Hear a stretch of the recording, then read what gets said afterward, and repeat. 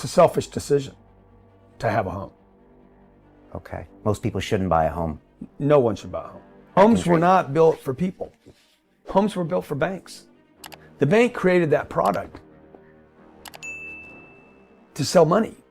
You can't just loan people money. You need a product in between. Like when people start really understanding what I'm telling them, they're like, wait, what did he just say? The bank can't lend money for just money. Like you need a reason to borrow money. Oh, you're starting a business. That's a reason, but it's really risky for the bank.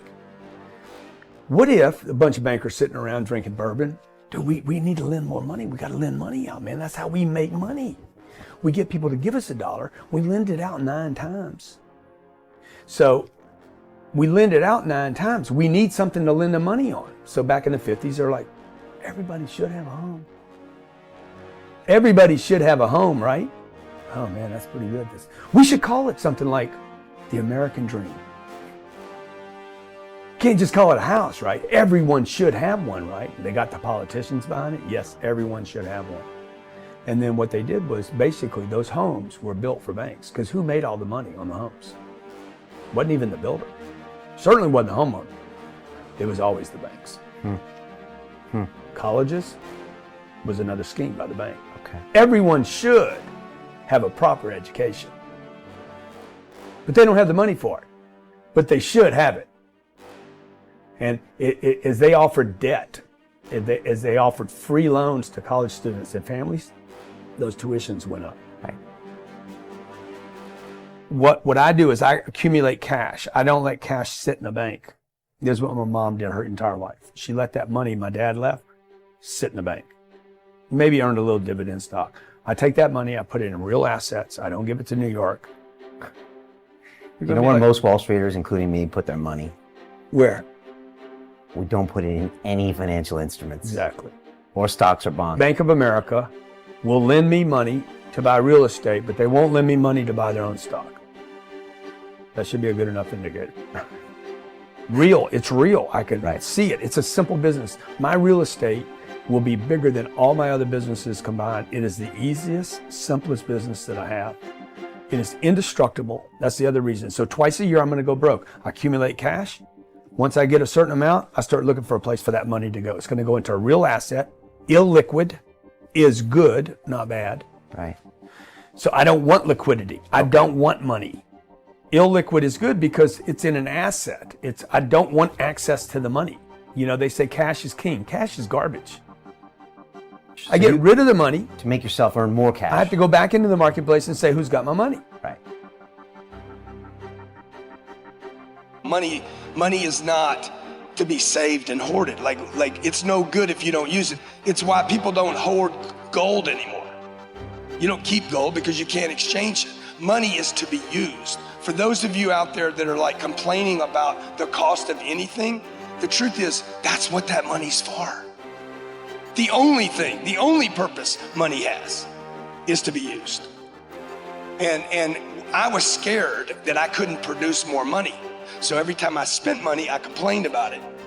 Today, I'm like, that's the biggest mistake I ever made. Should have been spending more money.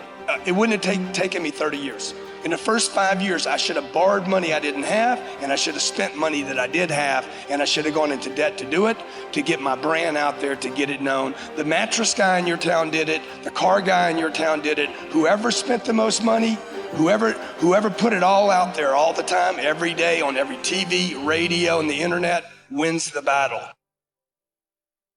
Poor people are extremely selfish people. And the concept here is you're thinking about yourself all the time. What you don't have, what you need, your clothing, your shelter, your excuses, your problems. And I say that with no sympathy, because sympathy's not gonna feed you. Okay? The poor people, and people, by the way, that just get by are poor. So really the thing we need to define here is what is poor, right? Yeah, Almost everyone living below your potential, you're probably poor. You're not rich, you're not prosperous, you're poor, which is the middle class of the planet. I'm not talking about poverty. You know, that guy's not poor. That guy he's Like, he's out of choices. He's got to beg. The poor, the middle class, the described poor, middle class, nice name to keep everybody civil. Like, let's give them homes, let's give them cars, let's indebt them, give them a good job, give them a good office, you know, big watches, and we got slaves. But they feel good about it because they're better off than some, you know, starving kid in Ethiopia. So that's why I say, man, look, the middle class is a group of selfish, self-absorbed, think about themselves. I'm not going to be a salesman. I'm better than that. You know, I'm a banker, dude. I'm the vice president without a job. I'm not going backwards. I'm not going to use Facebook and Instagram. I'm not going to do that to get known. I'm not going to go to that meeting. I'm not going to drive there. I got kids. This is a mother. I got 2 kids you don't understand. I'm English. That works in America. All this is selfish. You know, it's just selfish, right? So when I saw that, I'm an observation person. Like I see things. My eyes are wide open. And so when I see that, I'm like, well, that's dumb. When I see me over the years say, I don't have time for Facebook, man. I say, oh, wait, that Facebook thing might be that gift. I was asking for something to scale. How can I scale the planet? Facebook comes along, and the first thing I say is, that's stupid. And I heard that. Okay, every time I've ever said something was dumb or stupid, meant I didn't understand it. That's code for, I don't understand it, right? And then I wake up, it's like a caution light goes off in my mind, says, pay attention to that thing. And then I went and got a Facebook page. I didn't hire somebody to give me a Facebook page. I didn't delegate it to somebody else. I went and built my own, learned how to use it, found out what was there, you know, played in that space for a little while, and then I heard about Twitter. So I'm off topic, but the point is that these are gifts, man. They're being delivered to the planet right now. Every day they're being delivered. You know the old saying, the mind is like a parachute. It won't work if it's open. But I want you to add one piece to that. If that parachute is wide open, you're falling straight to the ground. You understand what I'm saying? If it doesn't open, if the mind doesn't open, you're in trouble. If it opens too wide, you're a dead man bouncing or a dead woman bouncing.